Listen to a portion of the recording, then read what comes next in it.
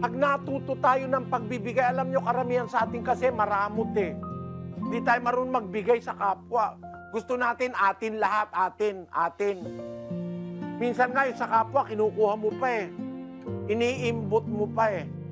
Pero ang sabi ng Diyos, siyang nagbibigay sa dukha, hindi siya masasalat.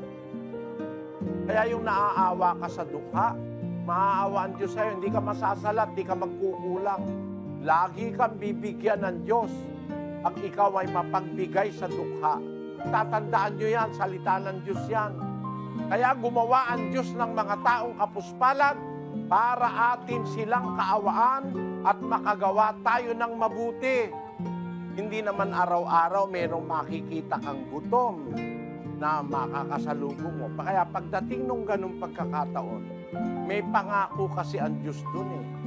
Pagka ikaw ay naaawa